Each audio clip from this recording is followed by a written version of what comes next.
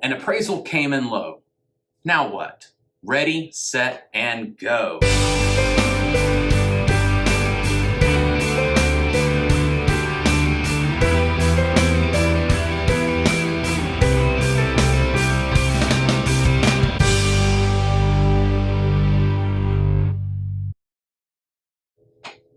Hey everybody, as always, I am Paul Trogdon with Sweet T Realty, powered by Coldwell Banker, Seacoast Advantage, and part of the Paul Alsop Real Estate Group. And do me a favor, subscribe to my channel.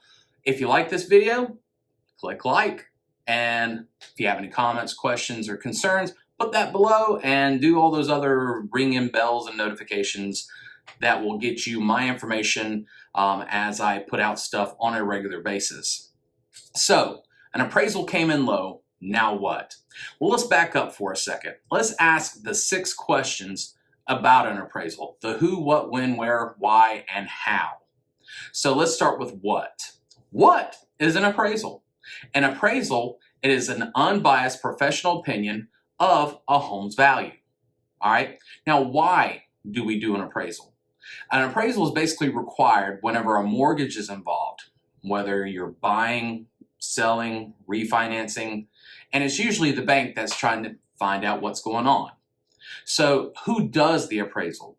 The appraisal is done by a professional, licensed professional, that is usually called by the bank into a pool of these professionals. Now, one of the reasons why it's this way, and sometimes it could take a little bit of time, and we'll kind of hit on that here in a second of when, but the bank back in 2007 was kind of caught and red-handed to a certain degree of wink, wink, nod, nod. They had their own people. So to be professional, to be fair, buyers and sellers, it now goes into a pool, completely separate company, and I'm sure some banks still have their own, people and everything like that. But like I said, I'm kind of talking about the usual overall. But these are actual people. They actually come out to the house. They actually come take a look. Depending on the loan, depends on how detailed they're looking at certain things. But it's not just an entity. It's not just a computer spitting out black and white facts. It is an actual professional who's coming to the neighborhood, who's coming to the home, who's taking a look. Now, when does this happen? Now, again, we're talking about buying and selling a home for the most part, so let's stay within that process. So basically, the seller put their home out on the market. We went and saw it. You liked it. We put in an offer. Now we're under contract. We have what's called the due diligence period that we're going to want to have this happen. So we're going to be getting up with your lender ASAP for them to call, put in for, yep, we want an appraisal. Then it goes to that pool. Then from that pool, somebody goes, yep, I want to go check out that house.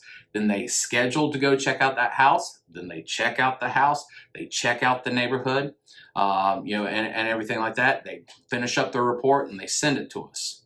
All right. And like I said, we want all that done within the due diligence period. And we'll talk about that here in a second.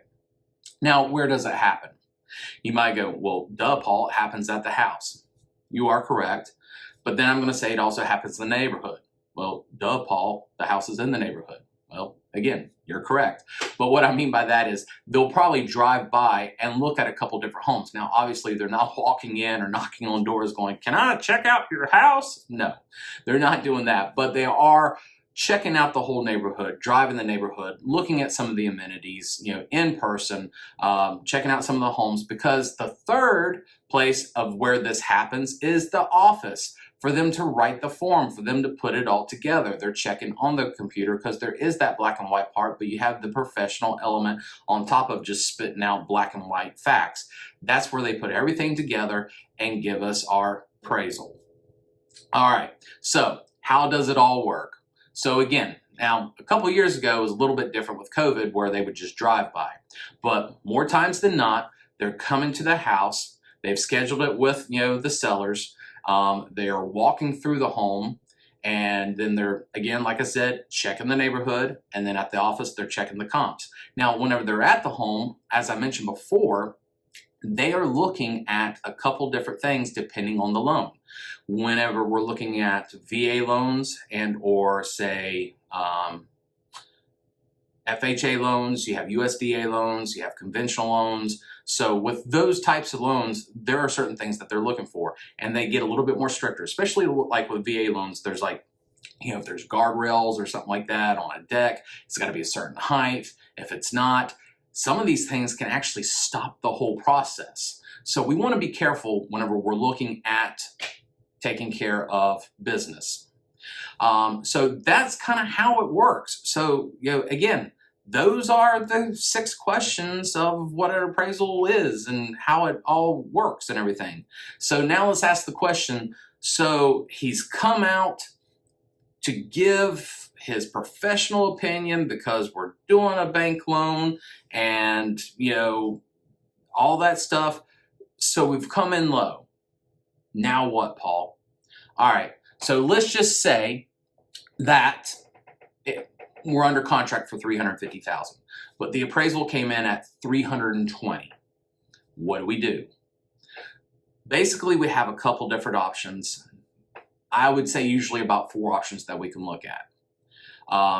The first one is the buyer pays out of pocket the difference, which would be $30,000. So the bank will loan you $320,000, you bring $30,000. The second is the seller comes down $30,000. Hey, look, I understand that you said that you wanted $350,000 for the house, and yes, I thought it was worth $350,000, but the bank says it's only $320,000, so you need to come down to the bank.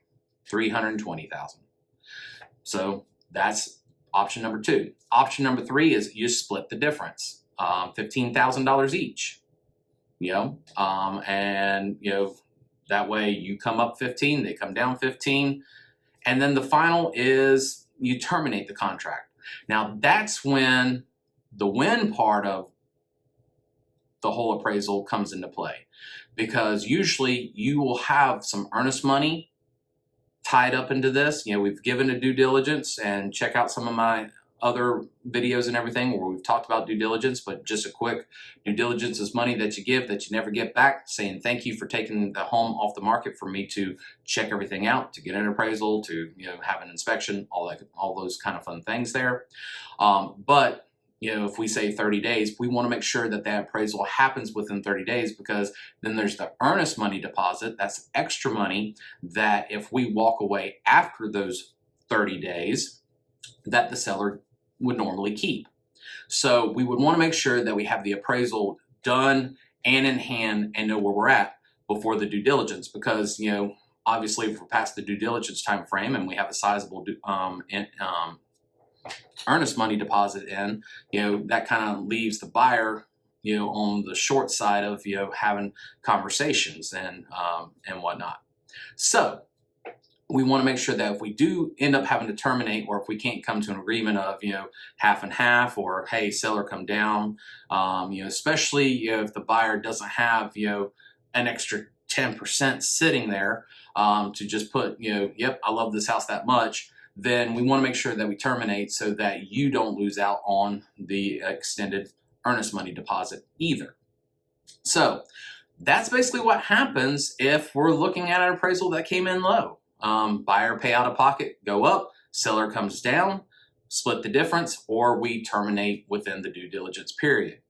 So if you have any other questions or anything, comment below. So hopefully I've given you enough information of basically what an appraisal is to understand of what it means to come in low on an appraisal. But give me a call, because at the end of the day, we want you sitting on your front porch sipping sweet tea.